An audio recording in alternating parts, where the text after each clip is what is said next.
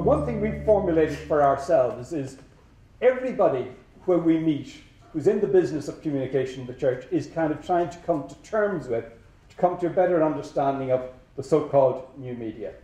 So one of the things we're trying to do is to say is provide an opportunity to people who are busy to stop and reflect on what's going on. The technologies are amazing. They can do all sorts of wonderful things. What's really been most interesting is what people have done with those new technologies. And the kind of ways of communicating, the ways of sharing information, the ways of education, the ways of thinking are all being transformed by the way in which we communicate. So two insights we would always have is one is to say that this transformation is not just that the technologies are changing, but our very patterns of communication are changing. So therefore there's a challenge particularly for the church, but for all of us in society, to reflect on how we form opinions, how we learn about things, how we form our worldview, because we're consuming media in a very different way. So a lot of our work is trying to reflect on the patterns of change in how media works so that we can better position ourselves within that new media and so that we can ourselves communicate in ways that are appropriate to the new environment. That old gospel says that, new wine, new wineskins, new media needs a new way of thinking about our communications. And it's a radical transformation. Here I just wanted to say, usually it's nice, something's going on, I'll stand outside and I'll look at it and I'll analyse it. We cannot get that absolute objectivity with what's happening in communications because we are engaged and involved in the transformation that's happening. I think this is a very radical transformation. I can't say where it's going yet because it's ongoing. It's happening as we talk. It's also, nobody can tell us where it's going because it's consumer-led. It's not the big corporations decide what's going to work or what's not going to work in new media. If the big corporations were controlling it, I don't think Rupert Murdoch would have paid 300 million for MySpace and sold it for 30. Nobody knows what's going to take off and what's going to work. We have certain indicators that social is important. And it's transforming not just how people communicate, but communication is the vehicle through which we develop and it's the vehicle through which we form community. So it's radically changing how we relate to each other. So I think this is a very radical transformation. It's radical also because it's not just something that's happening out there. We're being transformed by this cultural revolution.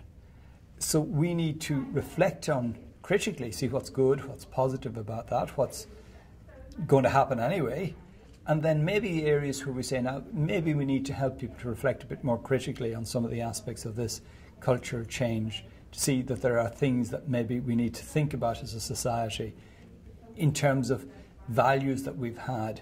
So one of the areas we've begun to focus a little bit is on the concept of friendship. Friendship has, in one sense, with new media, has acquired maybe a new level of attention. Everybody, the whole vehicle of Facebook is your friends. But is that the same concept of friendship as we've traditionally celebrated? And the judgment of the Church's teaching on the new technologies, and we need to keep this to the forefront, is a positive. These technologies are truly a gift to humanity. These are good. I think it's very important to realise that what we're looking at is something almost miraculous. I mean, we can maintain relationships and stay in contact with people over enormous distances.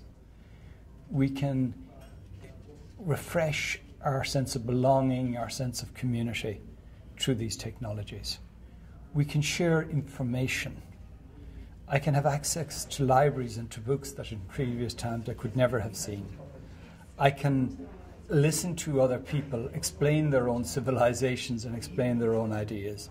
And I think what the Pope has wanted to do in particular is to say, let's really appreciate the potential. For young people don't talk about new media, they talk about media, because this for them is normal everyday media. But I think you need maybe to have come from a previous generation to really appreciate the wonderfulness of what we now have. And I think it's in little things. I mean, I remember when I went to Rome the first time, 30 years ago, I wanted to call home to Ireland. That meant going to a central post office, queuing hoping I would recognise my name when it was called out, then maybe getting 10 minutes on to home and paying more than I now pay for a month for a contract that allows me to have access anytime I want. I had just started in Rome this year when my nephew was born. I had a photograph of him 2 hours after he was born. So my sense of belonging, my sense of contact to family has been radically changed, and I think for the better. And I think that's what we need to appreciate. The Pope, though, is also very clear, and precisely he shows you how positively he thinks of this. He says, it would be a scandal, however, if some people were excluded from the new communities that are being formed by the new technologies. The realness, I think, recognised by the Pope when he talks about the digital world as a digital continent, and as the Church evangelised previous continents as they were discovered, we need to engage with and evangelise this digital continent. And he said we have to understand the digital space as a new continent. It's populated, it has its own population, it has its own capitals, it has its own interactions, but it also has its own languages. And if we're going to communicate effectively and engage effectively with this new continent, we have to understand its languages, its customs, its ways of behaving. Not that we accept all of that uncritically, but we need to learn those languages if we are to evangelize. So just as in the past we learned to evangelize in different parts of the world by understanding their culture, by embracing what was good, by critiquing what maybe needed critiquing, the same way we have to engage in this new continent with different ideas, with a different way of thinking. Because one of the things new media has done is it has handed a lot of power back to the consumers. So it's consumers decided that MySpace would die and Facebook would grow. Most of us of a certain age, we grew up with the idea of church communications. Our model was fundamentally that of the microphone or the pulpit. And in fact, Paul VI in Evangelii Nunciandi in 1975 compared new media, the then new media of TV and radio, to a new form of the pulpit, meaning we could now talk out there to broader audiences. What has changed now is that model, which was me active, you passive, has changed. It has become much more explicitly, I'm active, but you're going to be active. I need to engage with you. Now, probably best preaching was always interactive in a sense that the good preacher anticipated the questions, anticipated the concerns, related well, that people felt that what he or she was saying was going to be relevant to their lives.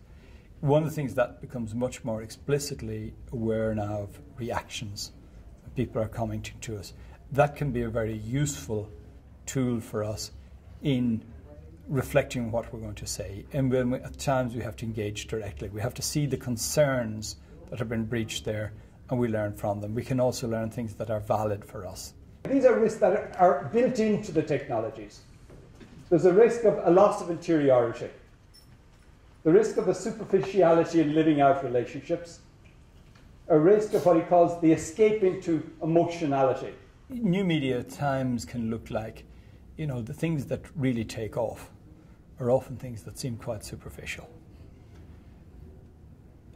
But one of the things I think we have to develop is we need an entry-level language.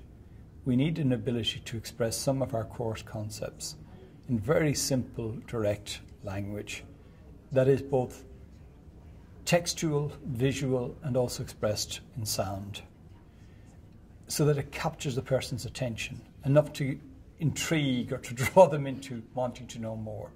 Then we can give them maybe a stronger diet. We can offer them a better nourishment and better ideas. But we have to, appreciate. Sometimes we have to play on that fascination that media may have with things that we see are not so essential or that seem a bit superficial, but to know how to engage with that and then take that to a deeper level. Because if that's what's capturing people's attention and that's what's real for people, then at least we need to know where they're at. They're congregating around certain ideas, they're coming together around certain themes. Can we speak into that milieu? That's our challenge.